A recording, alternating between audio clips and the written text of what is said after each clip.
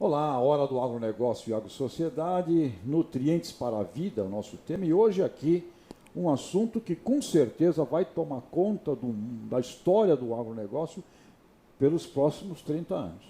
Esse assunto já tem um nome chamado biofortificação, e eu tenho aqui a honra de receber o Luiz Roberto Guimarães Guilherme, que é professor pesquisador da Universidade de Lavras, e que atua com esta ênfase, que é uma ênfase que é ainda pouco conversada, pouco discutida, mas que isso aqui vai ser predominante nas nossas conversas. Muito importante para produtores e técnicos que nos veem aqui e muito importante para o consumidor final, para nós, os leigos aqui da cidade, que somos os consumidores dos alimentos.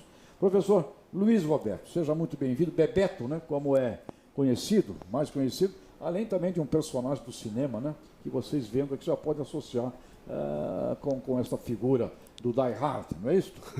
Muito bem, professor Bebeto. Em primeiro lugar, nutrientes para a vida, biofortificação. O que é isto? O que isto aqui vai impactar o agro do Brasil e do mundo? Bom, prezado Tejão, muito obrigado. Antes de mais nada, eu gostaria de agradecer a oportunidade de estar aqui com você, com os ouvintes da Jovem Pan, falando sobre esse assunto. Este assunto é um assunto bastante interessante e eu acho que é uma nova tendência para quem trabalha com produção de alimentos hoje em dia, que é aportar não só o gosto, mas também as características importantes do alimento no que diz respeito aos seus aspectos nutricionais, né? O agricultor exerce uma atividade bastante nobre de produzir uma série de coisas, alimento é uma delas, né? Eu creio que deva ser a mais nobre de todas. E eu acho que, além de querer produzir em quantidade suficiente, que é uma das dimensões da segurança alimentar, uma outra importante dimensão da segurança alimentar é a qualidade desses produtos. E quando a gente fala de qualidade, a gente pode falar tanto daquilo que não é desejável, quanto daquilo que é desejável. E falando do que é desejável, os nutrientes são bastante importantes. Como que a gente consegue fazer isso? Produzindo alimentos com qualidade nutricional, vários micronutrientes, vitaminas, etc. Né? Então, está comprovado que se, por exemplo, tem aqui o programa do Zinco, né? Harvest Zinc, né? Um projeto, né? Em que você é o coordenador deste programa aqui no Brasil, pelo que eu entendi.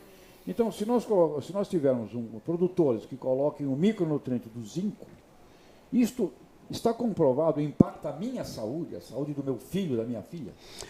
Isso já é bastante estudado e está comprovado, particularmente em países que têm problemas de deficiência deste nutriente no solo. Esse programa Harvest Zinc, nós estamos coordenando a terceira fase do programa no Brasil, e esse programa é um programa mundial. E ele está basicamente nesses países que são grandes produtores de alimento, a China, a Índia, a Tailândia, são vários países, muitos deles situados na faixa de solos nos trópicos. Então, grande parte desses solos, eles são pobres de nutrientes.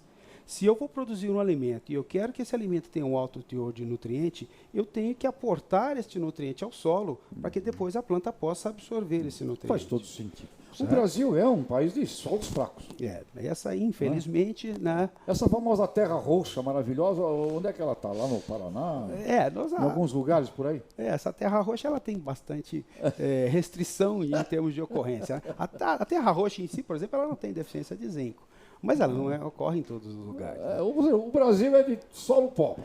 E grande parte da nossa fronteira de expansão do Cerrado, né, que inclusive os estudos iniciais foram feitos lá em Lavras pelo professor Alfredo Lopes, dos trabalhos de prospecção há 40 anos atrás, isso já ficou evidenciado, que esses solos eram bastante pobres.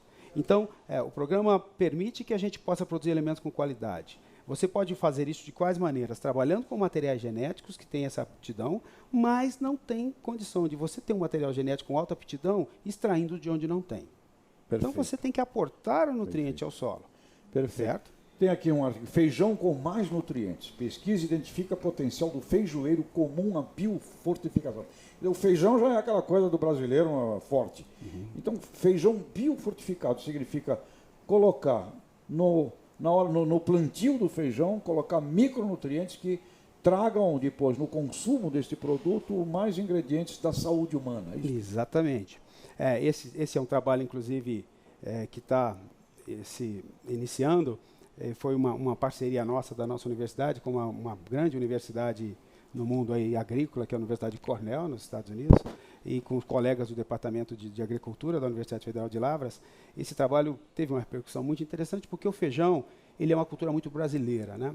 E o programa Harvest Zinc, ele tende a atuar em culturas que possam atender grande parte da população mundial. Basicamente são duas: o arroz, né? Porque 600, 700 milhões de pessoas no mundo têm isso como uma dieta, a fonte básica de energia, e o trigo, que não é diretamente, mas indiretamente uma fonte. Agora, no Brasil, o conceito do Brasil é muito interessante, porque a gente trabalha com o conceito de cesta de alimentos. Então, e nós temos a nossa dobradinha arroz e feijão, que é interessantíssima. Campeã.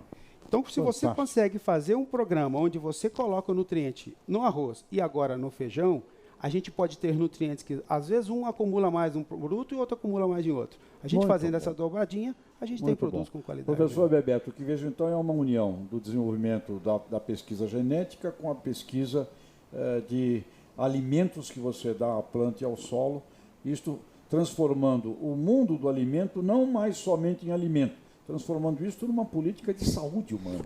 Exatamente, isso é saúde humana. E um produtor que faça isso, ele também vai ser mais saudável. Claro. Até na sua inteligência da harmonização do contexto de todos esses aspectos, né? Exatamente. Da inteligência da gestão de todos esses aspectos. Ou seja, a indústria de fertilizantes no Brasil está hoje preocupada em levar o conceito de nutrientes para a vida. Isto é muito importante. Não é mais a ótica do fertilizante só sob o ponto de vista do produtor rural na produtividade. Além disto, na segurança alimentar e na saúde do alimento que aquilo ali gera. Eu espero que os setores agroempresariais olhem para isso e procurem remunerar melhor os produtores rurais que têm esta consciência e que trabalham com esta consciência. Não vai ser mais uma tonelada de feijão, ou uma tonelada de arroz, ou uma tonelada de trigo, ou uma tonelada de milho. Vai ser uma tonelada com características de saúde distintas entre elas. Não é? Professor Bebeto, Universidade Federal de Lavras, lá do nosso querido amigo Paulinelli, a quem admiramos muito pela sua obra. Parabéns a vocês, parabéns ao seu trabalho, a esta coordenação de biofortificação. Nós vamos ouvir falar muito disso aqui pelo futuro. E leve um grande abraço a todo mundo lá de Lavras e desse trabalho extraordinário. O Brasil é um país que nos fascina, porque onde quer que a gente vá, encontramos brasileiros fazendo coisas que são extraordinárias em cada pedaço do Brasil. Então não é coisa de otimismo nem de pessimismo, é de realidade. Professor Bebeto, parabéns. E qual é a mensagem que deixa aqui para os nossos telespectadores e ouvintes da Rede Jovem Pan com relação ao agro, com relação à sociedade de uma maneira geral? Eu acho que esse setor brasileiro ele é fantástico. A sociedade, que particularmente aqui mora na cidade, deveria mandar rezar uma missa, o que quer que seja a sua religião, todo dia, porque é um setor que está segurando as pontas, tem trazido renda, tem trazido bem-estar em todas as regiões onde ele está se desenvolvendo, né? E essa atividade de produzir comida, eu não creio que não tem nada mais nobre do que isso. Então, o que a gente tenta fazer nisso é parte desse processo todo e dar uma ajudinha para essa turma que todo dia levanta cedo, que tem que encarar a condição adversa de clima, que tem que manejar solo, etc, para produzir a comida na mesa de cada um que está aí no seu dia a dia. Né? Bem, aproveitando aqui as últimas palavras do professor Bebeto, eu diria que Deus proteja todos os nossos produtores e produtoras rurais brasileiros. Até a próxima.